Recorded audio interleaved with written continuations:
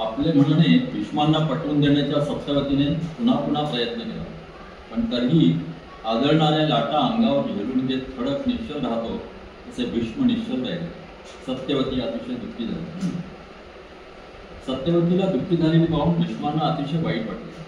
तिची दया येऊन ते तिला म्हणाले, माते, कुळाला वारस असणं ही गोष्ट तुला इतकी महत्त्वाची वाटते तर मी तुला एक मार्ग सुचवतो. असं म्हणतात की एखाद्या थोर कुळाची परंपरा खंडित होणार अशी भीती वाटत असेल तर उच्च कुलीन अशा ब्राह्मणापासून पुत्रप्राप्ती करून घ्यावी. माझे गुरु भार्गव यांनी सर्व क्षत्रियांचा नाश केला तेव्हा अनेक राजघराण्यांनी हाच मार्ग पत्करला होता. असा योग्य ब्राह्मण जर तुला आढळला तर राजसिंहासनाला वारस प्राप्त करून देण्याची विनंती आपण त्याला करू शकतो. असं पूर्वी घडलेलं आहे. या प्रथेला पूर्वी थोर ऋषींचीही मान्यता होती. गरीब बिचारी सत्यवती, तिला परिस्थितीशी तडजोड करणं भाग होतं. तिला भीष्मांचा राग आला होता, कारण त्याने आपल्या घराण्याला वारस प्राप्त करून द्यायला नकार दिला होता. अस्वस्थ मनाला तिने आवर घातला आणि फार पूर्वी तिच्या आयुष्यात घडलेली एक गोष्ट भीष्मांना सांगितली. शंतनूबरोबर तिचा विवाह होण्यापूर्वीची ही गोष्ट होती. पराशर या महान ऋषीपासून तिला मुलगा झाला होता, त्याचे नाव व्यास. मी या कामासाठी व्यासाला बोलावते असे भीष्मांना ती म्हणाली. तिच्या या सूचनेला भीष्मांनी मान्यता दिली. मत्स्यगंधा नाटक तुम्ही पाहिलं असेल पूर्वी, संगीत नाटक होतं. ही सत्यवतीची जी पोळ्याची जी मुलगी आहे, नावेतून ये जा करायची, तर तिच्या अंगाला मच्छीचा वास होता, दुर्गंधी एक प्रकार. त्यामुळे लोक केव्हा एकदा तो प्रवास संपतोय बाहेर पडतो असं करायचं. तिला ते जाणवायचं. जन्मताच तिच्या अंगाला तो माशाचा वास. आणि एकदा पराशर ऋषी ते प्रवासाला येतात आणि बोटीतून पलीकडे जाताना नदीच्या मध्यभागी आल्यावर ते अनुरक्त होता तिच्यावर. आणि तिला त्या प्रकारे ते म्हणतात की मला तुझ्याशी आत्ता जवळीक करायची. ती तयार होती. माझं कौमारी भंग होईल, माझं लग्न व्हायचं आहे. त्यामुळे ते कोणाच्याच लक्षात नाही, कौमारी भंग होणार नाही, तिथे घाबरून असं म्हणजे स्वतःच्या सामर्थ्याने ढग निर्माण करतात मध्येच त्या नावेवर आणि तिच्याशी ते संग करतात.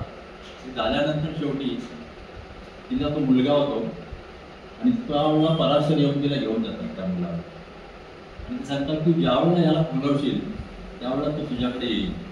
नाही, मुलाला इथेच ठेवते ती काही दिवस. 7-8 वर्षात झाल्यावर ते पराशर ऋषीहून त्याला घेऊन जातात.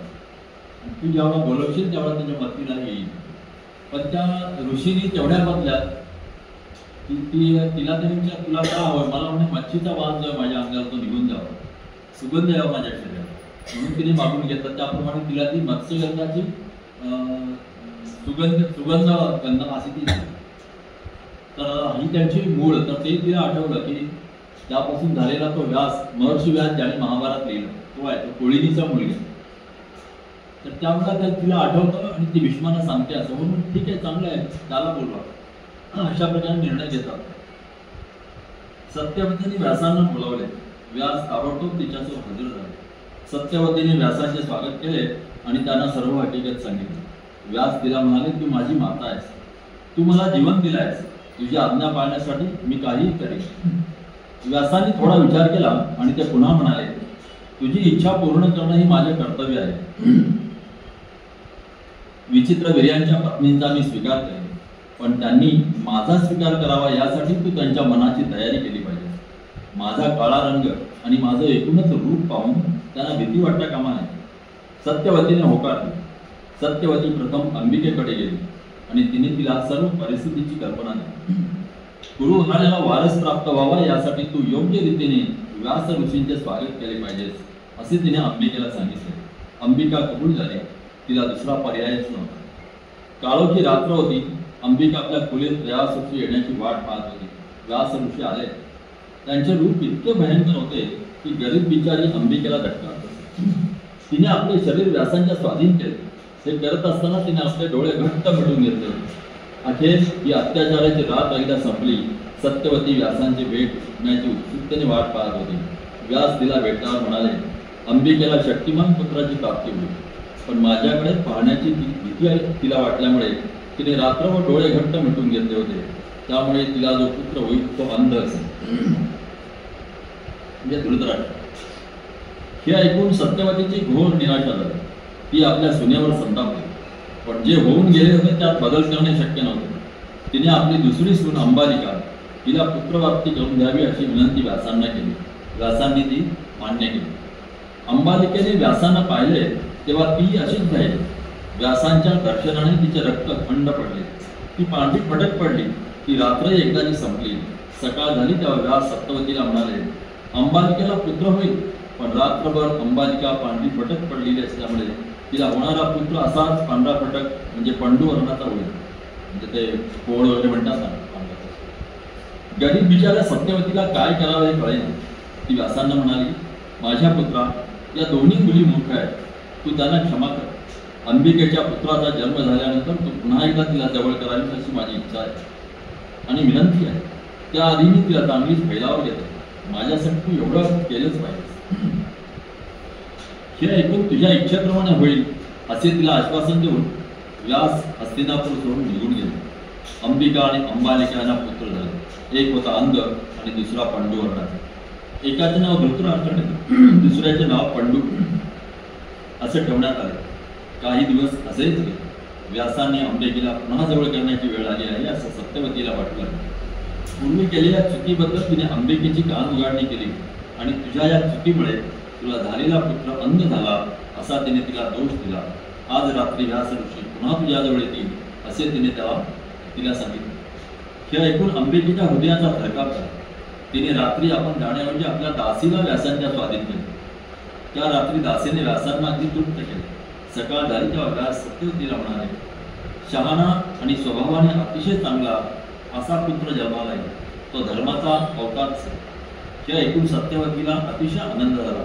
व्यास तिला म्हणाले, पण या पुत्राची माता तुझी सून नाही. तुझ्या सुनेनं रात्री आपल्या दासीला माझ्याकडे पाठवले. मला झालेल्या मुलात सर्वात उत्तम मुलाला जन्म देण्याचं भाग्य या सेविकेला लागणार. तुला मदत करण्याची मी शर्त केली, पण यश लाभलं नाही. आता या बाबतीत पुन्हा माझी मदत मागू नको. या जगातल्या सर्व नात्यांच्या पाशांकडे ज्यानं आपली पाठ फिरवली आहे अशा माणसानं तिनापेक्षा अधिक वेळा स्त्री संबंध ठेवणं हे चुकीचं आहे. मी ही गोष्ट करायला कबूल झालो, कारण तू तसं करण्याची मला आज्ञा केली आणि मातेची आज्ञा मी मोडू शकत नव्हतो. आता या गोष्टीसाठी पुन्हा मला बोलवू नकोस. असं बोलून व्यास ऋषी हिमालयाच्या हिमाच्छादित शिखरात तपश्चर्या करण्यासाठी निघून गेले. तिसऱ्या पुत्राचा जन्म झाला. त्याचं नाव विदुर. विदुर असे ठेवण्यात आले. पंडू आणि धृतराष्ट्र वयात येईपर्यंत मुलांना वाढवणं आणि राज्यकारभार करणं ही कामे भीष्मांकडे चालली होती. अनेक वर्षे गेली. ही तीन मुले भीष्मांना स्वतःची मुले असण्याहून अधिक प्रिय होती. क्षत्रिय राजपुत्रांना ज्या ज्या गोष्टी शिकणे आवश्यक आहे त्या सर्व भीष्मांनी त्यांना शिकवल्या. मोठा धृतराष्ट्र असामान्य शक्तिमान होता. पंडू धनुर्विद्येत निष्णात होता. या तीन पुत्रात सर्वात अधिक शहाणपण कोणाकडे असेल तर ते विदुराकडे होते. त्यांचे शिक्षण पूर्ण झाले. भीष्माने सर्वात मोठ्या धृतराष्ट्राला युवराज पदाचा अभिषेक केला. शस्त्रास्त्र विद्येत प्रवीण असलेल्या पंडूला भीष्माने सेनापती केले. राजाच्या मंत्रिपदाचे प्रशिक्षण विदुराला दिले, कारण धृतराष्ट्र अंध असल्यामुळे त्याला सहाय्य करण्यासाठी मंत्री असण्याची गरज होती. धृतराष्ट्राच्या नावाने राज्यकारभार पंडू करीत होता. विदुरी त्याला मदत केली. तिन्ही मुलांनी तारुण्यात पदार्पण केले. आता त्यांच्यासाठी वधू संशोधन करण्याची जबाबदारी भीष्मांवर येऊन पडली. गांधार देशाचा राजा सुपर्ग याला एक सुंदर कन्या असल्याचे भीष्मांना कळले. एक धर्मपरायण स्त्री म्हणून ती प्रसिद्ध होती. ती शंकराची भक्त होती. मद्र देशाच्या राजाची कन्याही तिचे सौंदर्य आणि सौजन्य याबद्दल प्रसिद्ध होते. भीष्म त्यांच्याविषयी विदुराकडे बोलले. भीष्म म्हणाले, आपल्या तरुण राजपुत्रांच्या राण्या होण्याच्या दोन्ही राजकन्या योग्य आहेत. या दोन राजांखेरीज आपल्या बरोबरीचा दुसरा राजा आज आपल्या देशात नाही. या दोन्ही राजांची कुलपरंपरा उत्तम आहे. या दोन्ही राजांच्या मुलींची आपल्या राजपुत्रांसाठी वधू म्हणून निवड करायला काहीच हरकत नाही. विदुर भीष्मांना म्हणाला, आम्हाला पिता माता गुरु यांच्या ठिकाणी तुम्हीच आहात. तुम्ही आमच्यासाठी ज्या गोष्टीची निवड कराल ती सर्वोत्तम असणार. भीष्मांनी गांधार देशाच्या राजाकडे त्याच्या मुलीसाठी मागणी घातली. गांधार म्हणजे इराण. गांधार देशाचा राजा आधी होकार द्यायला का तू करीत होता याचे कारण धृतराष्ट्र आंधळा होता. पण धृतराष्ट्राशी विवाह करण्याची आपली तयारी असल्याचे त्याने त्याची कन्या गांधार हिने त्याला सांगितले. त्यानंतरची तिची कृती ही स्वार्थ त्यागाची कमाल होती. कुठल्याही बाबतीत आपल्या पतीपेक्षा आपण अधिक चांगले असता कामा नये असा निश्चय तिने केला. रेशमी कापडाची पट्टी करून तिने आपल्या डोळ्यांना बांधली. अंध असल्यामुळे जे जग आपला पती पाहू शकत नाही ते आपणही पाहणार नाही असे तिने ठरवले. सुबल राजाने आपला पुत्र शकुनी याच्याबरोबर आपल्या कन्येला हस्तिनापूरला पाठवले. राजधानीत विवाह साजरा झाला. त्यानंतर शकुनी गांधार देशात परतला. मद्र देशाच्या राजाने आपल्या कन्येसाठी स्वयंवर योजले. या स्वयंवरात राजपुत्र पंडू याने भाग घेतला. हे स्वयंवर त्याने जिंकले. राजकन्याने पती म्हणून त्याची निवड केली. या गुणी राजकन्या कुरु घराण्याच्या राण्या झाल्या. त्याचा भीष्माला अतिशय आनंद झाला. राजा सूर हा वृष्णी घराण्यातला होता. त्याला वसुदेव नावाचा पुत्र आणि पृथा नावाची कन्या होती. कुंतीभोज हा सूर राजाचा चुलत होता. तो निपुत्रिक होता. त्याला मुलबाळ नाही. त्याचे सूर राजाला वाईट वाटले. सूर राजाने आपली कन्या पृथा हिला कुंतीभोजाला दत्तक दिली. ही पृथा ही अतिशय सुंदर मुलगी होती. तिचे बोलणे वागणे उत्तम व सुसंस्कृत होते. ही दत्तक म्हणजे फार मोठी देणगीच आपल्याला लाभली आहे असे कुंतीभोजाला वाटेल. तिचे नाव त्यांनी कुंती असे ठेवले. दुर्वास ऋषी एकदा राजा कुंतीभोज याच्या राजधानीत आले. तपश्चर्या आणि रागीट स्वभाव या दोन गोष्टींसाठी दुर्वास ऋषी सर्वत्र प्रसिद्ध होते.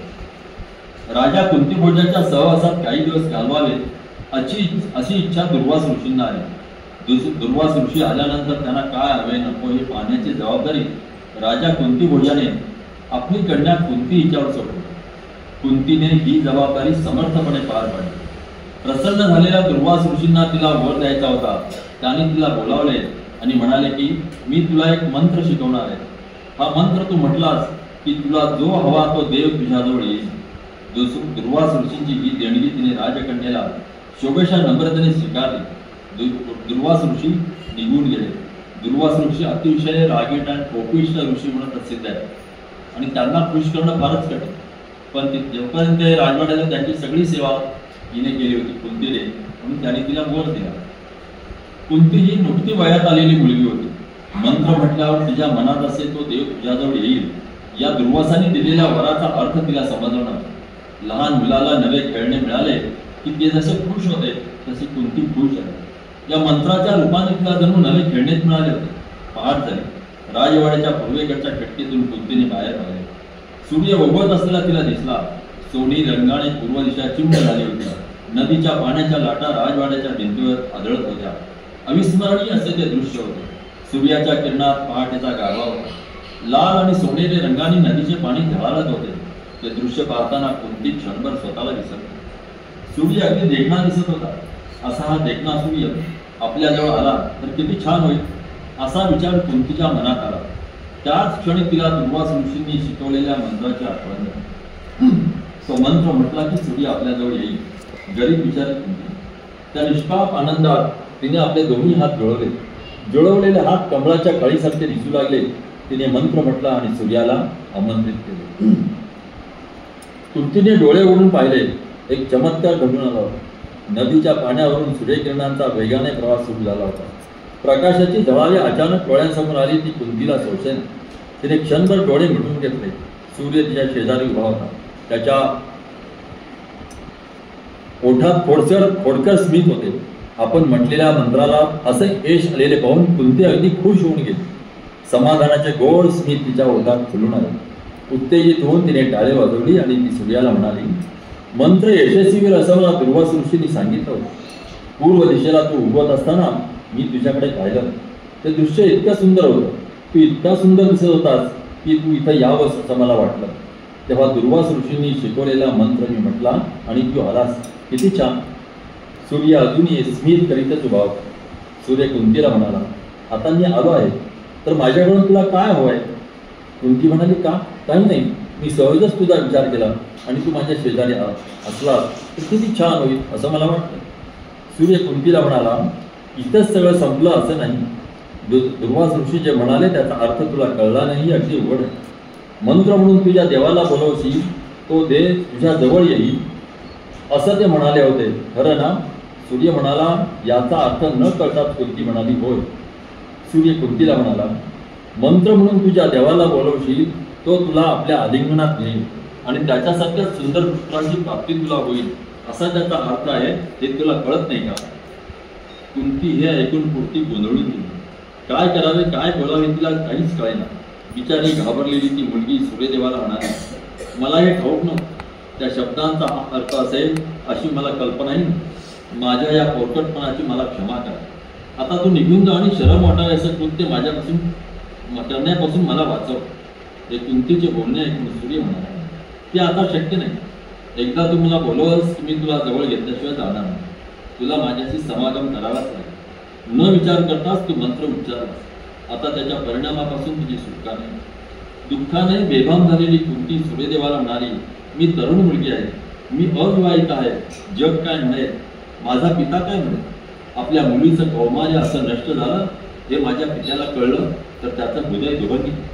तू इथून निघून नाही का जाणार? मन जिंकणाऱ्या तिच्या बोलण्याने सूर्य अगदी खुश होऊन नुकत्या कुठे वयात आलेल्या मुलीच्या प्रेमात तो पडला. त्याने तिच्याकडे पाहून स्मित केले. आपल्या आश्वासक स्मिताने आणि मधुर म्हणीने त्याने तिचे हृदय जिंकले. तो तिला म्हणाला, मुली तू भिवू नको. मुलाचा जन्म झाला की त्यानंतर तू आता आहेस तशीच कुमारिका पुन्हा होशील. जे काही घडलं आहे ते कुणालाही कळणार नाही. आपल्या सौंदर्याने आणि मधुर वाणीने सूर्यदेवाने कुंतीचे मन जिंकले. परिणामाची त्यालाही पर्वा न करता कुंतीने त्याला स्वीकारले. परत जायला निघताना सूर्य कुंतीला म्हणाला, जन्मताच कवच आणि कुंडल यांनी युक्त असा तुझा पुत्र असेल. तुझा पुत्र माझी प्रतिमा असेल. तो धनुर्विद्येत निष्णात असेल. हृदयाच्या उदारतेत त्याची बरोबरी कुणीही करणार नाही. सर्वश्रेष्ठ दाता म्हणून त्याला सगळं जग ओळखील. याचकाला तो कधीही नाही म्हणणार नाही. दान करू नकोस असं त्याला मी सांगितलं तरी तो माझंही ऐकणार नाही. तो स्वाभिमानी आणि संवेदनशील असेल. चंद्र सूर्य आहेत तोपर्यंत त्याची कीर्ती या जगात टिकून राहील असे बोलून सूर्य अंतर्धान पावला. कुंतीचे दिवस भरले आणि तिने पुत्राला जन्म दिला. आता या बाळाचे काय करावे तिला काहीच कळेना. मातृत्वाचा आनंद घेण्यात तिचे वयही नव्हते. उलट तिचे मन शरमेने भरून गेले. राजवाड्याच्या खिडकीतून तिने बाहेर पाहिले. नदी नेहमीप्रमाणे शांतपणे वाहत होती, पण कुंतीच्या हृदयात मात्र वादळ घोंगावत होते. अखेर तिने निर्णय घेतला. रेशमी कपड्यात तिने बाळाला गुंडाळले आणि त्याला लाकडी पेटीत ठेवले. पेटी घेऊन ती नदीच्या तीरावर गेली. नदीच्या प्रवाहात तिने ती पेटी सोडली आणि परत आली. राजवाड्याच्या खिडकीतून तिने बाहेर पाहिले. नदीच्या प्रवाहाबरोबर ती पेटी वाहत वाहत तिच्यापासून दूर दूर जाताना दिसत होती. अत्यंतिक वेदनेने आपले हृदय आपल्या विस्मरून जाते आहे असे तिला वाटले. नदीच्या प्रवाहात वाहून जाणाऱ्या त्या असहाय्य बाळाला शब्दांनी व्यक्त करता येणार नाही असा जिव्हाळा तिच्या हृदयाला व्यापून राहिला. तिच्या डोळ्यातून अश्रू वाहत होते. तिने हात जोडून नमस्कार केला आणि ती सूर्याला म्हणाली, माझ्या स्वामी, तुमच्यापासून झालेल्या माझ्या सुंदर बाळावर मी मोठा अन्याय केला आहे. तुम्ही त्याचं रक्षण करा. कसलंही संकट त्याच्यावर ओढवू देऊ नका. नदीच्या पात्रात सोडलेल्या आपल्या बाळाला उद्देशून कुंती म्हणाली, तुझा मार्ग यशाचा हो. जलदेवता तुझं रक्षण करो. मृत्यू तुला स्पर्श करणार नाही. स्वर्गातले देव तुझं रक्षण करतो. भविष्यात कधीतरी तुझी आणि माझी भेट होईल. तुझं कवच आणि कुंडल यावर मी तुला ओळखेन. जी स्त्री तुला आपला मुलगा समजून वाढवील ती भाग्यवान असेल. तुला तरुण झालेला पाहून ती आनंदित होईल. मी सर्वात सुदैवी आहे. माझ्या पुत्राला मी मुकले. माझ्या पोटी प्रथम जन्म घेणाऱ्या माझ्या पुत्रा, तुला देवांचा आशीर्वाद लाभ. हटणारी खेळणारी ती मुलगी अचानक प्रौढ स्त्री बनली. कसलीही काळजी नसलेले पोरवयाचे सुखाचे दिवस आता संपले होते. जागी असो किंवा झोपेत असो तिच्या मनचक्षुंसमोर एकच गोष्ट दिसत असे, लाकडाची पेटी, रेशमी कपड्यात गुंडाळलेले ते सुंदर बाळ आणि सकाळच्या सूर्यप्रकाशात झळाळणारे त्याचे कवच आणि कुंडली. काही वर्ष उलटली. तरुण कुंती आता लग्नाच्या वयाची झाली होती. कुरुघराण्यातला देखणा आणि पराक्रमी तरुण पंडू याची तिने स्वयंवरात आपली पती म्हणून निवड केली. मद्र देशाची राजकन्या माद्री तिनेही आपला पती म्हणून पंडूचीच निवड केली. त्यांच्या कुळाला आणि स्थानाला शोभेल अशा थाटाने भीष्माने त्यांची लग्ने लावून दिली. कुरुघराण्याचा तो सुवर्णकाळ होता. पंडू हा उत्तम योद्धा होता. भारतात अनेक राज्ये होती. ती जिंकून आपल्या राज्याला जोडण्यासाठी त्याने सगळ्या भारताचा दौरा केला. दशावर्ण, काशी, अंग, अवंग, कलिंग ही राज्ये त्याने खालसा केली. मगध राज्य त्याने जिंकले. मगधच्या राजाचा त्याने सहज पराभव केला. चित्रांगद आणि विचित्रवीर हे निपुत्रिक मरण पावले होते. त्यामुळे 3 लहान मुलांना वाढवणे आणि राज्यकारभार करणे ही जबाबदारी भीष्मांवर येऊन पडली होती. कुरु घराण्याचे वैभव आता ओसरले आहे असे भारतातल्या प्रत्येक छोट्या राजाला वाटू लागले होते. आणि म्हणूनच पंडूचा हा छोट्या राजाला जिंकून घेण्याचा दौरा अनेक दृष्टीने परिणामकारक ठरला. त्यामुळे कुरु घराण्याचे वर्चस्व पुन्हा सिद्ध झाले. पंडूला कीर्ती मिळाली. त्या काळातला सर्वश्रेष्ठ योद्धा म्हणून सगळे पंडूला ओळखू लागले. विजयी युद्धांचा दौरा संपल्यानंतर आलेला थकवा घालवण्यासाठी आपल्या 2 राण्यांसह पंडू काही दिवस मनात जाऊन राहिला. पंडू उत्तम शिकारी होता. त्याने आपल्या 2 राण्यांच्या सहवासाचे दिवस फार सुखाचे होते. रानात राहणाऱ्या लोकांनी त्यांना पाहिले तेव्हाही स्वर्गात राहणारी मंडळी मनोरंजनासाठी पृथ्वीवर आली आहेत की काय असेच त्यांना वाटले. नंतरच्या काळात या सुखी दिवसांच्या आठवणीवर कुंती जगत होती. पंडू ज्या रानात जाऊन राहिला होता त्याच रानात एक ऋषी आपल्या पत्नीसह राहत होते. या पती पत्नींचे एकमेकावर अतिशय प्रेम होते. प्रेमाचे सुख कसल्या दडपणाखेरीज घेता आले पाहिजे असा विचार ऋषीच्या मनात आला. रानातले प्राणीच असे मोकळेपणाने प्रेम करू शकतात आणि म्हणून ऋषी यांनी त्यांची पत्नी याने हरणाच्या नरमादीचे रूप घेतले. नरमादीची जोडी नेहमी एकमेकांच्या सोबतच असलेली असते. एक दिवस ही जोडी एकमेकांच्या सहवासात धुंद झालेली असताना शिकारीला गेलेला पंडूच्या दृष्टीस पडली. पंडूने धनुष्यावर बाण चढवला. त्याने नेम धरून सोडलेल्या बाणाने त्या हरणांच्या जोडीतला नर जबर जखमी होऊन खाली कोसळला. पंडू त्यांच्या जवळ गेला तेव्हा जखमी झालेला नर मनुष्याच्या वाणीने त्याला म्हणाला, सदा चरणासाठी सर्व जगात प्रसिद्ध असलेल्या कुटुंबात तुझा जन्म झाला. तू हे पापी कृत्य कसं केलंस? मी आणि माझी मादी प्रेमात धुंद झालो होतो हे तुला दिसत होतं, तरी सुद्धा तू हे केलंस. मी ऋषी आहे आणि ही माझी पत्नी आहे. आम्ही अतिशय सुखात होतो. तू हे हीन कृत्य केलंस त्याबद्दल तुला तुझ्या सगळ्या आयुष्याची किंमत द्यावी लागेल. प्रेमानं धुंद होऊन तू तुझ्या पत्नीसोबत असताना जसा मला मृत्यू आला तसाच मृत्यू तुला येईल. पण त्याचा ऋषींनी आपला शाप मागे घ्यावा म्हणून पंडूने त्यांची खूप करुणा मागली. पण त्याचा काही उपयोग झाला नाही. भविष्यकाळात पंडूची वाट पाहणारे दुर्दैव टाळणे अशक्य होते. शाप वाणी उच्चारल्यानंतर हरणाच्या नराचे रूप घेतलेला तो ऋषी भरून पडला. त्यानंतर त्याच्या पत्नीनेही प्राण सोडले. दुःखाने जड झालेल्या हृदयाने आपला अविचारी कृत्याबद्दल स्वतःला बोल लावत पंडू रानातल्या आश्रमात परतला. प्रार्थनाचे मार्ग गूढ असताना एका क्षणात ते एखाद्या माणसाच्या संपूर्ण भविष्यकाळ बदलू शकते. पंडू अतिशय सुखी होता. त्याला कसलीही काळजी नव्हती. राजमुकुट धारण केलेला नसूनही प्रत्यक्षात तो कुरूंच्या राज्याचा राजाच होता. एखादे हिरवेगार झाड त्याच्यावर विजेचा लोट पडून खाली कोसळावे तसा पंडू वैभवाच्या शिखरावरून खाली कोसळला. पंडूला आता कशातही रस उरला नाही. रानातल्या आश्रमातून आपल्या राज्यात परत जावे असे त्याला वाटेच नाही. आपले उरलेले आयुष्य रानातच राहण्याचा आता निश्चय त्याने आपल्या पत्नीला सांगितला. त्याच्या या निर्णयामागचे आणि त्याच्या निराशेमागचे कारण ठाऊक असल्यामुळे तो एक शब्दही बोलला नाही. आत्मनिर्भरतेच्या आगीत त्याच्या सर्व ऐहिक इच्छा आकांक्षा जळून भस्म झाल्या होत्या. आता त्याला हवी होती फक्त मनुष्यानं. रानातल्या ऋषींप्रमाणे राहून ती मिळणे शक्य होतं. आता यापुढे विजय मिळवायचा तो स्वतःवरच असा त्याने निश्चय केला.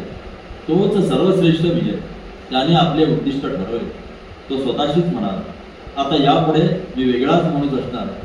सुख आणि दुःख या दोन्ही गोष्टी मला स्पर्श करू शकणार नाही.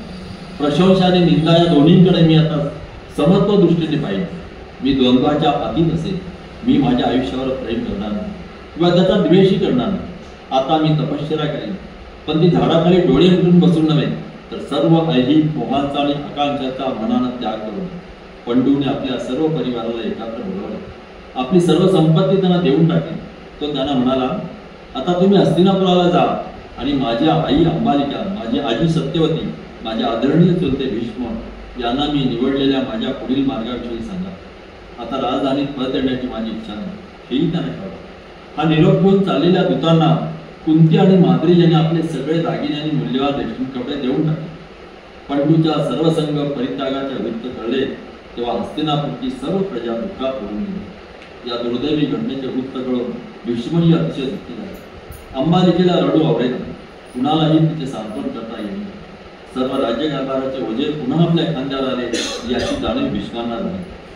पंडूसारखा पराक्रमी सेनापती राज्यकारभार करत असताना, तसेच शांत स्वभावाचा विदूर धृतराष्ट्राचा सल्लागार असताना आपल्या खांद्यावरचे जबाबदारीचे ओझे आता गेले असे वाटून भीष्म जरा सुखावले होते.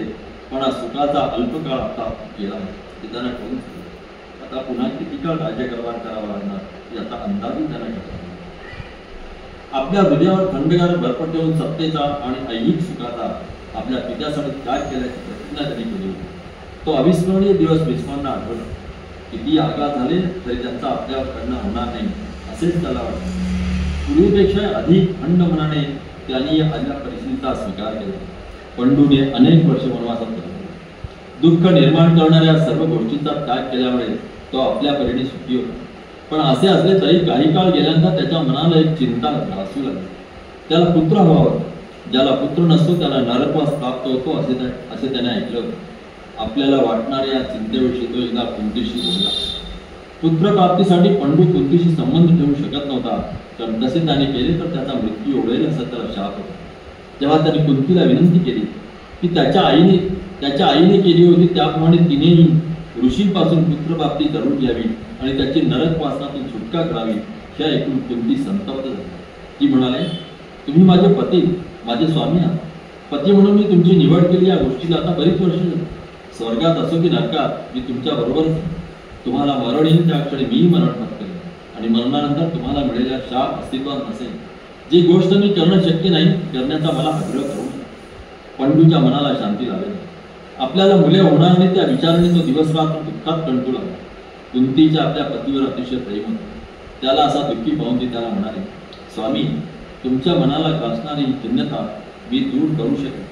तुमची इच्छा पूर्ण करण्याची शक्ती माझ्यात आहे. असे म्हणून तिने त्याला दुर्वास ऋषीने दिलेल्या वराची सर्व माहिती सांगितली. ती ऐकून पंडू आनंदित झाला. तो म्हणाला, आपल्याला पुत्र हवा तो धर्मापासून झालेला, त्याची कीर्ती कपाळावर मात करेल, काळावर मात करेल. प्रत्यक्ष धर्माचं प्रतिरूप असा आपला पुत्र असल्यामुळे माझंही नाव भविष्य काळात तो विसरणार नाही.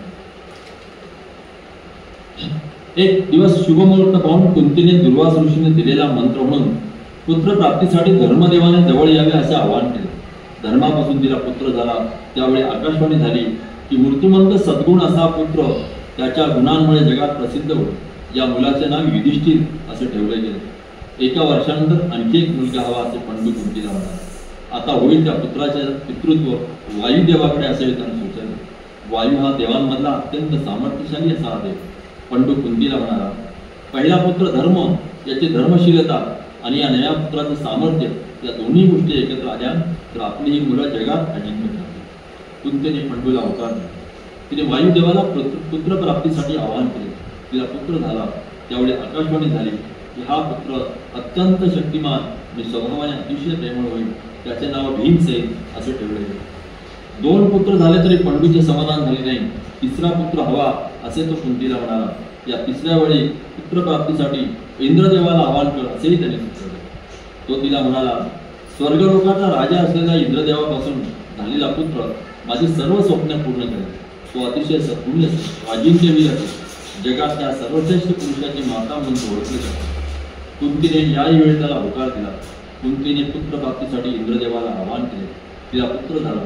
त्यावेळी आकाशवाणी झाली, हा पुत्र पंडूला कधीही नष्ट होणार नाही याची कीर्ती मिळवून दिली. तो सगळं जग जिंकली.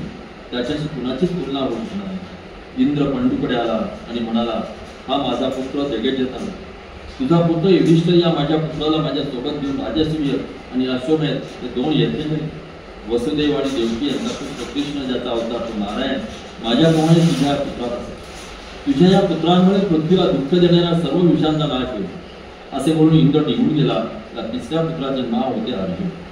धनप्राप्तीच्या लोभापेक्षाही मोठा लोभ असतो पुत्रप्राप्तीचा. पंडूला 3 पुत्र लाभले तरी त्याचे समाधान झाले नाही.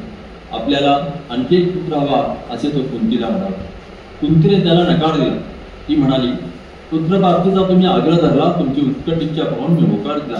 आता 3 पुत्र झाल्यानंतरही मी आणखी पुत्र होऊ दिला तर माझ्या हातून धर्मनाश घडला असं मी हे करणार नाही. पंडू तिला म्हणाला, तुझं म्हणणं खरं आहे, पण तू माद्रीचा विचार कर. तू तिला मंत्र शिकून पुत्राची प्राप्ती करून देऊ शकत नाहीस का? कुंतीने या गोष्टीला मात्र होकार दिला. तिने माद्रीला मंत्र शिकवला. माद्रीने मंत्र जपून पुत्रप्राप्तीसाठी अश्विनी कुमारांना आवाहन केले. ते स्वर्गलोकातील जुळे देव, त्यांच्यापासून माद्रीला 2 पुत्रांची प्राप्ती झाली. कुंतीला आधी झालेल्या 3 पुत्रांपेक्षा हे 2 पुत्र अधिक सुंदर होते. या 2 पुत्रांचा जन्म झाला तेव्हा आकाशवाणी झाली हे दोन पुत्र या जगात सर्वात सुंदर ठरतात. सद्गुण, भक्ती, शौर्य आणि शहाणपण या त्यांच्या गुणांमुळे त्यांची कीर्ती जगभर पसरली. माद्रीच्या पुत्रांची नावे नकुल आणि सहदेव अशी ठेवली गेली. या दोन पुत्रांच्या बारशाला रानात राहून तप करणारे ऋषी हजर होते. पुढे या मुलांच्या शिक्षणाची जबाबदारी या ऋषींनीच घेतली. या ऋषींनी त्यांना आपल्या मुलाप्रमाणे वागवले. काही वर्षांपूर्वी जेव्हा पंडूला शाप मिळाला होता आणि तो रानात येऊन राहिला होता, तेव्हा कुंतीच्या वृष्णी घराण्याच्या भावंडांना अतिशय दुःख झाले. पंडू या 5 पुत्रांचा पिता झाला ही बातमी कळली तेव्हा त्यांना अतिशय आनंद झाला. कुंतीचा भाऊ वसुदेव याने त्याला मूल्यवान वस्तू आणि वस्त्रेची भेट आपल्या कुटुंबाचे गुरु कश्यप ऋषी यांच्याबरोबर पाठवली. त्यांनी कश्यप ऋषींना राजपुत्रांसाठी आवश्यक त्या धार्मिक विधी करण्यास सांगितले. कश्यप ऋषींनी त्यांच्या मंडळी केली. शुक राजाचे ऋषी, शुक नावाचे ऋषी त्या रानात राहत असत. त्यांच्या तोडीचा धनुर्विद्या प्रवीण दुसरा कोणी नव्हता. या 5 राजपुत्रांना शस्त्रविद्येचे शिक्षण देण्याची जबाबदारी शुक ऋषींनी घेतली. भीम गदाविद्येत, युधिष्ठिर मल्लविद्येत प्रवीण होते आणि अर्जुन धनुर्विद्येत इतका प्रवीण होता की तो आपल्या दोन्ही हाताने धनुष्य चालवू शकतो. त्याचे हे कौशल्य पाहून हा आता माझ्या तोडीचा धनुर्धर झाला असे उद्गार गुरु ऋषींनी काढले, शुक ऋषींनी काढले. अर्जुनावर प्रसन्न होऊन त्यांनी आपल्या धनुष्यताला भेट दिली. ज्या दिवशी भीमाचा जन्म झाला त्याच दिवशी गांधारीचा ज्येष्ठ पुत्र दुर्योधन याचाही जन्म झाला. दुर्योधनाचा जन्म रात्री झाला होता. पुत्रजन्मामुळे धृतराष्ट्र अतिशय आनंदित झाला. त्याने विदुराला बोलावून घेतले आणि तो त्याला म्हणाला, मला पुत्र होण्याआधीच पंडूला पुत्र झाल्याचं मला कळलं. माझ्या पुत्रापेक्षा त्याचा पहिला पुत्र 1 वर्षाने मोठा आहे. तो ज्येष्ठ असल्यामुळे कौरवांच्या सिंहासनाचे अधिकृत वारस ठरेल अशी भीती मला वाटते. हा माझा अंदाज बरोबर आहे असं तुला वाटते का? आणखी एका घटनेने मला अतिशय अस्वस्थ केला आहे. ज्या क्षणी माझ्या पुत्राचा जन्म झाला त्या क्षणी वाईटाची सूचना देणारे अपशकुन घडून आले. असं का झालं हे मला कळत नाही. हे ऐकून विदुर गंभीर झाला आणि धृतराष्ट्राला म्हणाला, हे दृश्य कोण?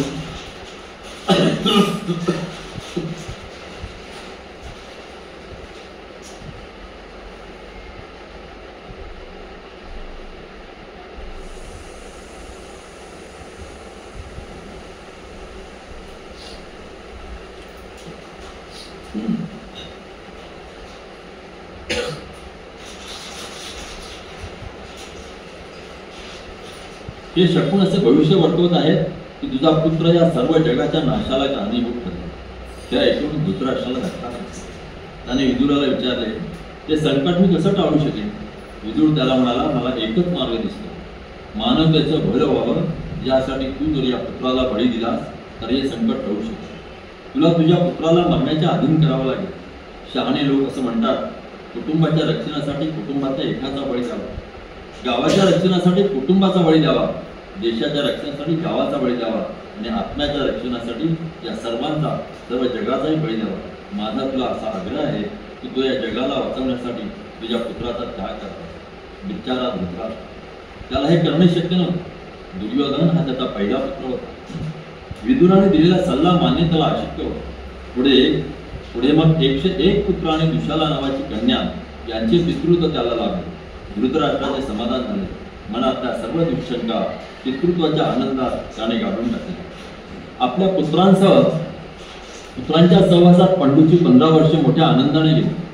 काळ असाच जात होता. एक दिवस कुंती आपल्या मुलांना घेऊन जवळच असलेल्या एका ऋषीच्या आश्रमात गेली होती. पंडू घरी एकटाच होता. वसंत ऋतूचा तो एक सुंदर दिवस होता. रानातली सगळी झाडे सुंदर फुलांनी नटलेली होती.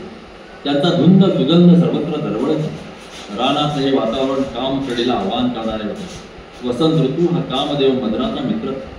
अशा धुंद करून सोडणाऱ्या वातावरणात पंडूने आपली पत्नी माद्रीच्याकडे पाहिले. ती अतिशय सुंदर होती. तिने परिधान केलेल्या केशरी वस्त्रांचा वस्त्रात तिचे रूप खुलून दिसत होते. कामवासनेने भारावलेला पंडू तिच्यावर गेला. ऋषींनी दिलेल्या शापाच्या भयाने पंडू 18 वर्षे स्त्रीच्या आलिंगनापासून दूर राहिला. पण आता त्याची कामवासना इतकी उफळून आली की ऋषीच्या शापाचे त्याला विस्मरण. माद्रीने त्याला आवडण्याचा खूप प्रयत्न केला. कुंती असते तर तिने या धोक्यापासून त्याला दूर ठेवले असते. माद्रीला ते जमले नाही. ती एखाद्या भयालेल्या आत्मीसारखी धावत होती. पंडूच्या शक्तीपुढे तिच्या सर्व प्रयत्न तोकडे पडले. ती देत असलेल्या धोक्याच्या इशाऱ्याला न जुमानता त्याने त्याच्या समागावर केला. त्याच क्षणी पंडू मरून पडला. माद्रीच्या रडण्याचा आवाज कुंतीच्या कानावर गेला। आपल्या 5 पुत्रांसह तिथे धावून गेली। माद्री तिला म्हणाली, भयंकर गोष्ट घडून गेली। मुलांना दूर ठेवाने एकटीच पुढे। आपला पती मरून पडलेला कुंतीला दिसला। आपला सर्व राग तिने बिचारा दुर्दैवी माद्रीवर काढला। ती माद्रीला म्हणाली, शापाविषयी तुला सर्व माहिती असून सुद्धा तू हे कसं घडू दिलंस? तू त्यांना शापाच्या परिणामाची आठवण का करून दिली नाही? जे घडलं होतं ते माद्रीने सांगितलं। प्रार्थनाच्या शक्तीपुढे कुणाचा इलाज चालत नाही याची जाणीव कुंतीला झाली। तिला शोक इतका अनावर झाला की ती बेशुद्ध होऊन पडली। माद्रीने पंडूचा मृतदेह राजवस्त्रात घालून शय्येवर ठेवला। तिने कुंतीला उठवले। कुंतीने बेशुद्धीतून भानावरून पतीच्या मुखाकडे पाहिले। मृत पंडूचा चेहरा सुंदर स्मिताने उजळलेला दिसत होता। आपले मुख तिने मृत पंडूच्या मुखावर ठेवले। आपल्या शोकाला वाट ठेवून रानातले ऋषी आता तिथे गोळा झाले। त्या करुणीने या दृश्याकडे पाहिले। युधिष्ठिर आणि त्याचे भाऊ या संकटाच्या धक्क्याने पूर्ण होऊन तिथे उभे होते। डोळ्यातून अश्रू ओघळणारा युधिष्ठिर शोका वेगाने म्हणाला, आम्ही आता पोहोचलो। प्रार्थनाचे मार्ग खरोखरच भयंकर असतात। तुमच्या दयाळू हातांचा आधार या नसताना पापानं भरलेल्या जगात अशा लहान वयाचे आम्ही कसे राहणार? आता आम्ही हताश झालो आहोत। आम्हाला मित्र नाही, आमची काळजी घेणारा कुणीच नाही। ही 5ही मुले दुःख अनावरून रडत होती। अत्यंत करुणास्पद असे ते दृश्य होते। ऋषींनी त्या 5 मुलांना तिथून बाजूला नेले आणि त्याचे सांत्वन करण्याचा प्रयत्न केला। कुंती आणि माद्री या दोघींनाही पतीच्या चितेवर जळून जायचे होते, पण ऋषींनी त्यांना आवडले। ऋषी त्यांना म्हणाले, तुम्ही दोघी या मुलांच्या माता आहात। आपल्या मुलांबरोबर राहून त्यांची काळजी घेणं हे तुमचं कर्तव्य आहे। ती आता दुःखात पडून गेली आहे। अशा परिस्थितीत तुम्ही त्यांचा त्याग करून जाणं त्यांना खऱ्या अर्थाने पोरकं करणं आहे। मातेच्या कर्तव्याला शोभणार नाही। आणि तुम्हा दोघींना हस्तिपूर नगरात घेऊन नगरात घेऊन जातो। अंधराजा धृतराष्ट्र या मुलावर करायला हवं तसं प्रेम करणार नाही याची आम्हाला जाणीव आहे। या मुलांचा भविष्यकाळातील जगाच्या राज्यकर्त्यांचा संभाळ करणं हे माता म्हणून तुमचं कर्तव्य आहे। ऋषींच्या या बोलण्याचा माद्रीच्या मनावर काहीही परिणाम नाही। आपल्यामुळे आपल्या पतीला मरण आले आणि म्हणून त्याच्या चितेवर उडी घेऊन आपण मरण पत्करले पाहिजे ही एकच गोष्ट तिच्या मनाने घेतली। ती स्वतःशी म्हणत होती, मी त्यांना हवे होते, माझ्याकडून समाधान करून घेण्यापूर्वीच त्यांना मरण आलं। आता त्यांचं समाधान करण्यासाठी मला त्यांच्यावर गरज नाही। मला त्यांच्यावरून मरण स्वीकारच नाही। शोका वेगाने ती भ्रमिष्ठ झाली। तिने कुंतीकडे पाहिले आणि ती म्हणाली, माझ्या प्रिय भगिनी, तू माझ्याहून अधिक शहाणी आणि वडील आहेस। तू या मुलांना वाढवू शकशील, तसं मी वाढवू शकणार नाही। तुझ्या कृपेमुळे मला झालेले माझे पुत्र हे खरं तर तुझेच पुत्र आहेत। 5 पुत्रांची माता होण्याची तुझी थोरवी आहे। फक्त तूच त्यांचं रक्षण करू शकतो। वृष्णी घराण्यातली त्यांची मामे भावंड त्याच्या मदतीला आहे। माझं स्वप्न साकार व्हावं यासाठी तू मला मदत केली पाहिजे। या जगात मी माझ्या पतीशिवाय जगणार नाही, जगू शकणार नाही। मी त्यांच्या चितेवर उडी घेणार। माझ्यासाठी एवढा त्याग करायला तू कबूल हो। या तुझ्या 5 मुलांसाठी तुला जगलंच पाहिजे। या जगाचे राज्यकर्ते म्हणून त्यांना पाहशील। जीवनाकडून तुला भरपाई मिळेल। तू माझी इच्छा पूर्ण करावीस अशी माझी तुला प्रार्थना आहे। कुंतीने होकार दिला। ऋषींनाही कुंतीने योग्य निर्णय घेतला असंच वाटतं। माद्रीने मुलांना आपल्या जवळ बोलावले। प्रेम आणि वेदना यांनी भरलेल्या शब्दांनी ती त्यांना म्हणाली, कुंती तुमची आई आहे, मी तुमची केवळ ताई होती। तुम्ही 5 जण कुंतीचे पुत्र असल्यामुळे कौंतेय म्हणून ओळखले जातात। युधिष्ठिर आता तुमचा पिता आणि तुम्ही चौघे यांचे पुत्र असेच समजा। कुठल्याही तऱ्हेने किंवा कुठल्याही बाबतीत त्याचं मन मोडू नका। मी तुम्हा सगळ्यांना त्याच्या हाती सोपवले आहे। युधिष्ठिरा, माझ्या पुत्रा, तू या पृथ्वीचा राजा होशील। मी स्वर्गातून तुझ्याकडे पाहीन आणि तुला आशीर्वाद देईन। माद्रीने प्रत्येकाचा निरोप घेतला। तिने कुंतीच्या पायावर डोके ठेवले। कुंतीने तिला आशीर्वाद दिला आणि ती म्हणाली, आपल्या पतीच्या मार्गाने त्याच्या सोबत जायला मी तुला माझी संमती देते। तू स्वर्गात त्याला भेटशील आणि सदाची त्याच्या सहवासात राहशील। या जगातली माणसं तुझं नाव सदैव प्रेमाने आणि आशीर्वादाच्या डोळ्यांनी स्मरतील। माझ्या भगिनी, मी तुझा निरोप घेते। तू शांत चित्ताने। कुंती हे बोलत असताना तिच्या गालावरून अश्रू ओघळत होते। माद्रीने आनंदाने उजळलेल्या मुखाने चितेवर रोपण केले। ज्येष्ठ पुत्र युधिष्ठिराने अश्रू ओघळत असताना तिला चितेला अग्नी दिला। आता सगळे संपले। सतशृंग वनात राहणाऱ्या त्या सर्वांनी आपसात चर्चा करून पुढे काय करायचे ते ठरवले। कुंती आणि पंडूचे 5 पुत्र यांच्याबरोबर हस्तिनापुराला जाणे हाच सर्वोत्तम मार्ग असा निर्णय त्यांनी घेतला। तिथे या 5 पुत्रांना भीष्म आणि धृतराष्ट्र यांच्या हवाली केल्यानंतर ते त्यांची काळजी घेतील असा असा विचार त्यांनी केला. आता पंडूने या जगाचा निरोप घेतल्यानंतर हस्तिनापूर हेच त्या 5 पुत्रांच्या हक्काचे घर होते. पंडू आणि माद्री यांच्या सहवासात कुंतीने जिथे अनेक वर्षे सुखाने घालवली होती तर सतशृंग वनाचा तिने डबडबल्या डोळ्यांनी निरोप घेतला. आता हे सगळे भूतकाळात जमा झाले. आता नवा अध्याय सुरू होणार. हस्तिनापुरात प्राक्तनाने त्यांच्यासमोर काय वाढून ठेवले होते याची कुणालाच कल्पना नव्हती. ते ऋषी, कुंती आणि पंडूचे 5 पुत्र त्या सुंदर नगरात जाण्यासाठी निघाले. अज्ञाताकडे नेणाऱ्या प्रवासाची सुरुवात झाली होती. 5 पांडव राजपुत्र, त्यांची माता कुंती आणि त्यांना सोबत करणारे सतशृंग वनाचे ऋषी हस्तिनापूर नगरात येऊन पोहोचले. तिथले नागरिक त्यांच्याकडे चकित होऊन पाहत होते. ही सर्व मंडळी आल्याचे भीष्म आणि धृतराष्ट्रांना कळले. ते त्यांचे स्वागत करण्यासाठी नगरद्वारापासून गेले. भीष्म, धृतराष्ट्र, शंतनुचा भाऊ बाल्य आणि त्याचा पुत्र सोमदत्त, विदुर, सत्यवती, अंबालिका, अंबिका, गांधारी आणि इतर सर्व नगरद्वारापाशी पोहोचले. तेव्हा त्यांना कुंती आणि 5 राजपुत्रांचे दर्शन झाले. त्यांच्या सोबत असलेल्या ऋषींना कौरव कुटुंबातल्या वडील मंडळींनी वंदन केले. सोबत आलेल्या ऋषींच्या वतीने एक ऋषी त्यांना म्हणाला, तुम्हाला माहीत आहेच की कौरव राजपुत्र पंडू हा सर्व ऐहिक सुखांचा त्याग करून कुंती आणि माद्री या दोन्ही पत्नीसोबत सतशृंग वनात येऊन राहायचा. आमच्या सर्वांचा त्याच्यावर अतिशय प्रेम. आमच्याबरोबर तिथं पंडू राहत असताना त्याला 5 पुत्र झाले. त्यापैकी युधिष्ठिर, भीम आणि अर्जुन या 3 पुत्र कुंतीला धर्मदेव, वायुदेव आणि इंद्रदेव यांच्यापासून झाले आणि नकुल आणि सहदेव 2 पुत्र माद्रीला अश्विनी कुमारांपासून झाले. युधिष्ठिर हा 15 वर्षाचा झाला. या पंडूनं पुत्रांसाठी आवश्यक ते सर्व धार्मिक विधी पूर्ण केले. आता 17 दिवसांपूर्वी पंडूचं निधन झालं. त्याच्या निधनानंतर आवश्यक धार्मिक विधी आम्ही केले. राणी माद्री ही पतीसोबत चितेवर गेली. कुरु घराण्याची भविष्यकाळातील आशा असलेले 5 पुत्र, त्यांची माता कुंती यांना आम्ही सोबत घेऊन आलो आहोत. भीष्मा, धृतराष्ट्रा, या 5 पुत्रांची काळजी घेण्याची जबाबदारी आता तुमच्यावर आहे असं सांगून ते ऋषी निघून गेले. पंडूच्या निधनाचे वृत्त कळून हस्तिनापूरची जनता दुःखात बुडून गेली. दुःखभाराने भीष्मांना शब्दही बोलले. आपल्याला अत्यंत प्रिय असलेला आपला पुतण्या आता पुन्हा कधीच दिसणार नाही याचा त्यांना धक्का बसला. धृतराष्ट्राने आपल्या बंधूच्या निधनाचे अतिशय दुःख. बाळपणीच्या पंडूच्या सहवासाच्या आठवणींनी त्याच्या मनात गर्दी केली. पंडूच्या प्रेमळ सहवासामुळे धृतराष्ट्रांना जेव्हा आपल्या अंधत्वाचाही विसर पडला होता त्याला अश्रू आणावा होता. अंबालिकेला झालेले दुःख सांगण्यात ते वृत्त कळून तिची शुद्ध गेली. कुरु घराण्यातला पुत्र असलेल्या पंडूच्या लौकिकाला शोधतील अशी सर्व निधनोत्तर धार्मिक क्रियाक्रमे केली जावी अशी व्यवस्था कर असे धृतराष्ट्रांनी विदुराला सांगितले. या प्रसंगी मार्गदर्शन करण्यासाठी व्यास ऋषी हजर राहिले. निधनोत्तर करायचे सर्व धार्मिक विधी आटोपल्यानंतर व्यास ऋषी आपली माता सत्यवती हिला म्हणाले, माते, सुखाचे दिवस आता संपले. कुरु कुटुंबाच्या वाट्याला येणारा भविष्यकाळ भयानक आहे. प्रत्येक दिवस पापाने भरलेला असेल.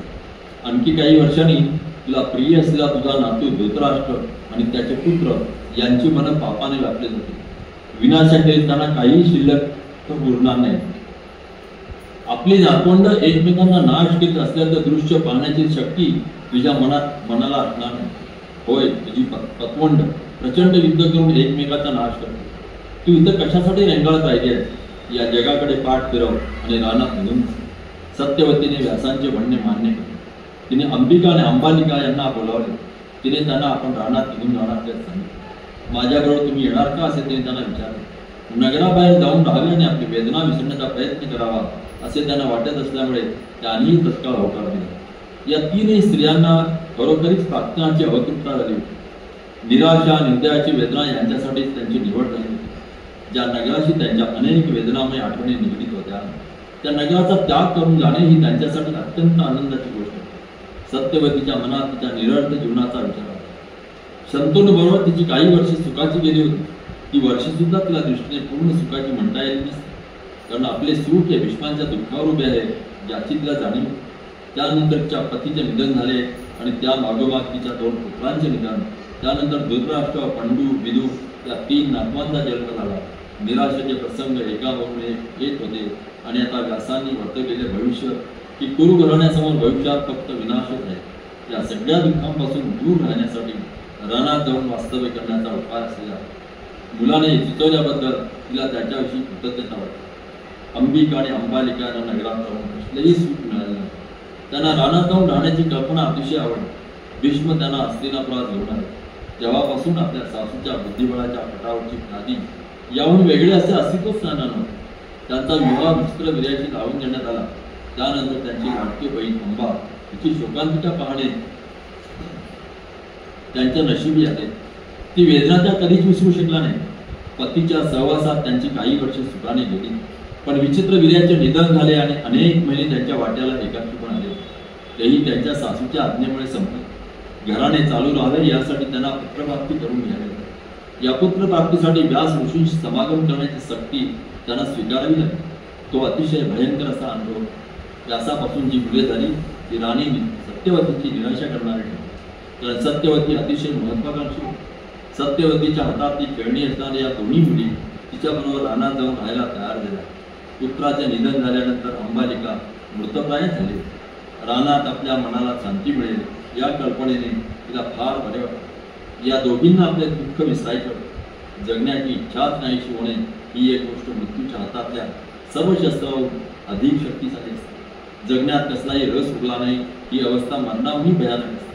सत्यवती, अंबिका आणि अंबालिका या तिघी जणी त्या अवस्थेला जाऊन पोहोचल्या. कशातच त्यांना रस उरला नाही. जखमी हृदयाला शांती मिळावी म्हणून त्या रानात राहायला तयार झाल्या. रानात जायला निघण्यापूर्वी त्या तिघी जणींनी घरातल्या सर्वांचा निरोप दिला. सत्यवतीने भीष्मांना बोलावून आपल्या रानात जाऊन राहण्याचा निर्णय घेतल्याचे तिने त्याला सांगितले. ती आणि जग सोडून गेलेला त्याचा पिता यांच्याचा तोच आता दुवा राहिला. भीष्म सत्यवतीला म्हणाले, माते, तू मला सोडून का जातेस? दुःखाचं वजन सहन करण्यासाठी मला तुझी मदत व्हावी म्हणून तू इथंच का राहत नाहीस? सत्यवती भीष्मांना म्हणाली, माझ्या पुत्रा, मी इथं राहणार नाही. कुरु घराण्याच्या भविष्यात विनाशाकरीत काहीच नाही असं व्यासानं मला सांगितलं. मी शूर स्त्री आहे असं मला वाटत होतं, पण मी तशी नाही.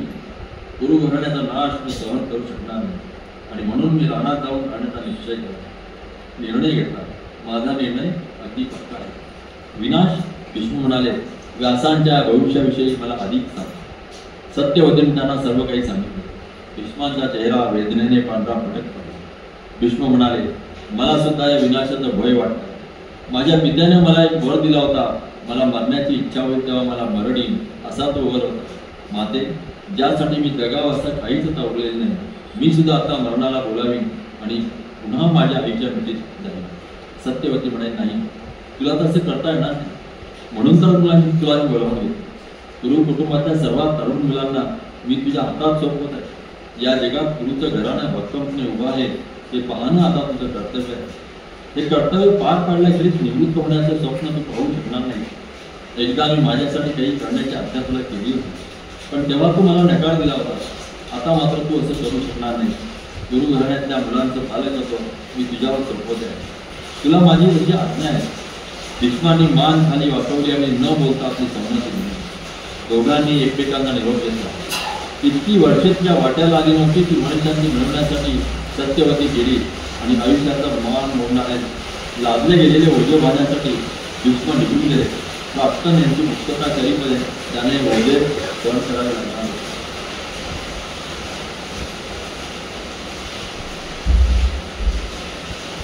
ज्या सुखावर त्यांचा जन्मसिद्ध हक्क होता ते सुख पांडव राजपुत्रांनी प्रथमच आपल्या आयुष्यात अनुभवले. पंडू आणि धृतराष्ट्र यांचे पुत्र धर्मूस राजवाड्याच्या उद्यानाची तरुण मुले खेळू लागली की त्यांच्या आवाजाने ते उद्यान भरून आपल्या खेळणाऱ्या नातवंडांचे आवाज त्यांना भरू लागले की भीष्म अगदी खुश होऊन जाते. असेच काही दिवस गेले आणि दुर्योधनाच्या मनात पाप आली. भीम हा स्वभावातच खोडकर होता. इतर मुलांच्या खोड्या काढण्यात तो विशेष आनंद घेत. भीम हा सर्व मुलात अधिक शक्तिमान होता. कुठल्याही प्रकारचे द्वंद्व युद्ध असो भीमच जिंकत असो. मुष्टियुद्ध असो की मल्लयुद्ध असो भीम धृतराष्ट्राच्या पुत्रांचा पराभव करीत असतो.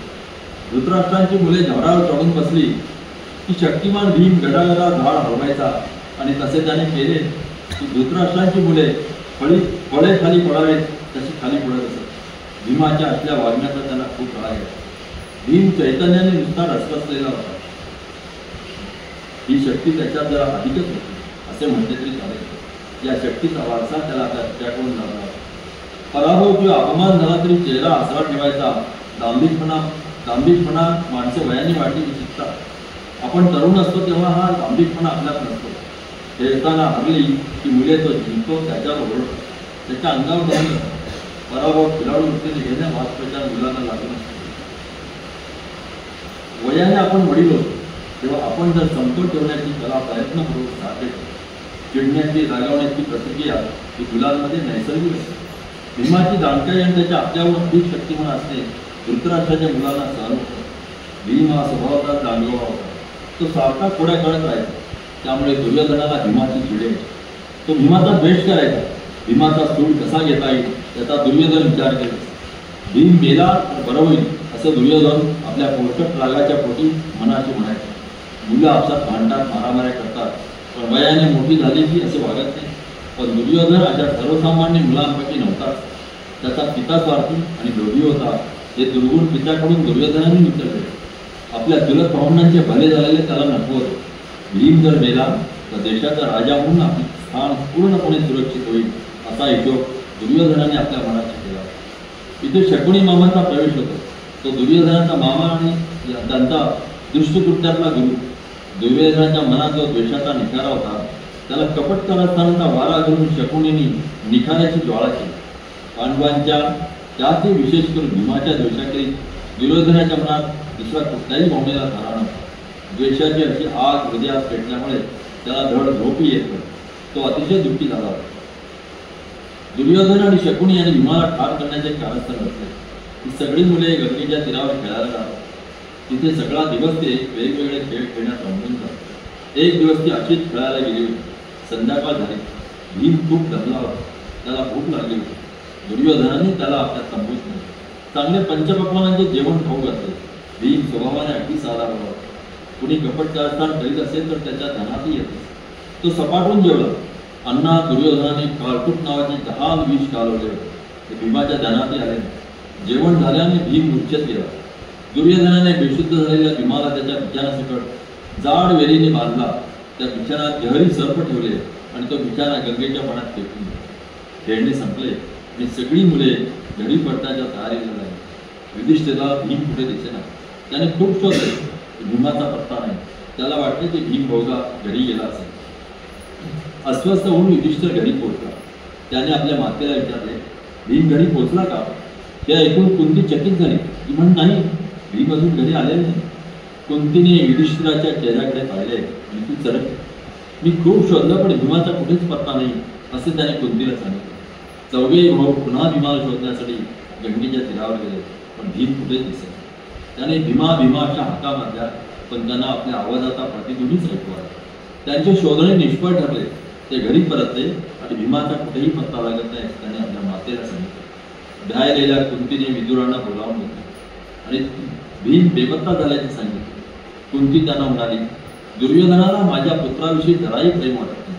भीम झोपलेला असताना दुर्योधनाने त्याला ठार मारलेला असता अशी मला भीती वाटते.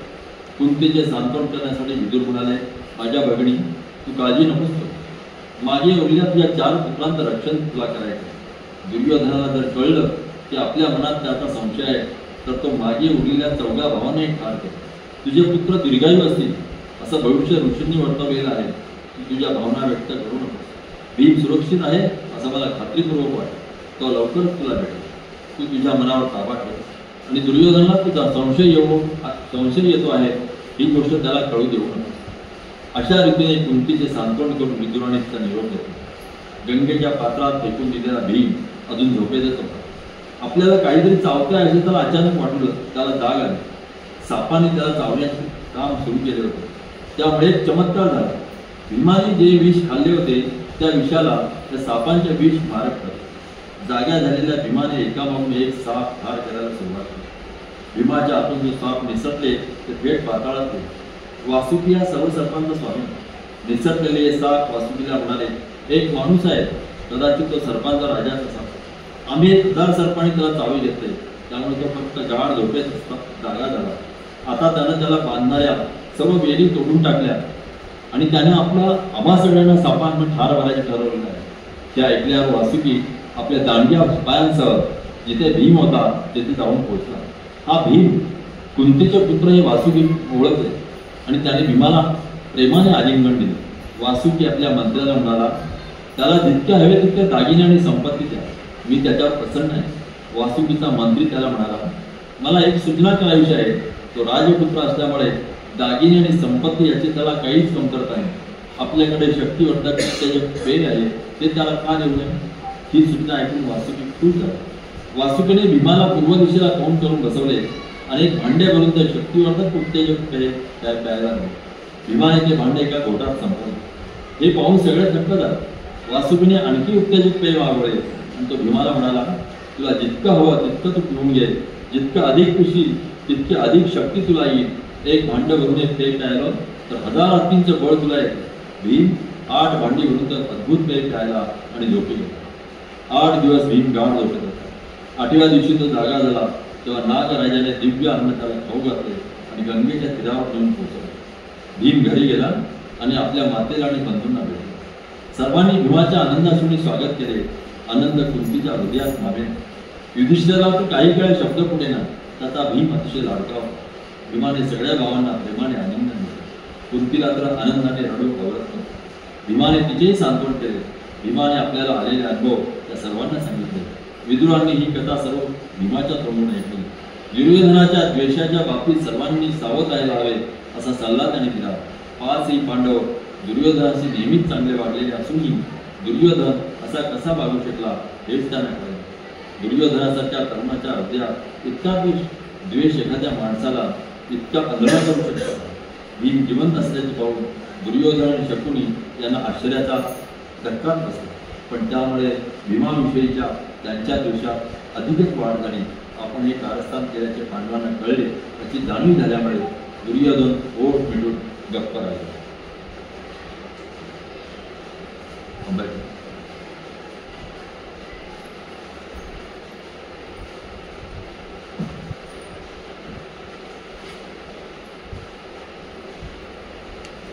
आता विश्वास येणे वाग्यज्ञे तोषावे तोषोनी मग जावे प्रसारताने शेखळांची व्यंकटी सांडो तया सत्कर्मी रती वाढो भूता परस्परे पडो मैत्र जीवांचे दुरितांचे प्रियराजाओ विश्व स्वधर्म सूर्ये पाहो दोरे वांचे नकोते राहो प्राणी जात वर्षत सकल मंगळी ईश्वर निशांची माती राही अनवरत भूमंडळी भेट तू चला कल्प करूचे आरव चेतना चिंतामणीचे गाव भूलके जय कर्ण पीयूषांचे चंद्रमे जय अंशर मार्तंड जय कावहीन ते सर्वाही सदा सज्जन सोय रे हो किंबहुना सर्वसुखी पूर्ण होऊनी त्रिलोकी आदि पुरुषी अखंडित आणि ग्रंथोपजीविये विशेषी लोकीये विस्तार दुष्ट विजय हो आवे ये कपणे श्री विश्वेश्वराव ये वै ज्ञानदेवो सुखिया झाला सुखिया झाला सुखिया झाला.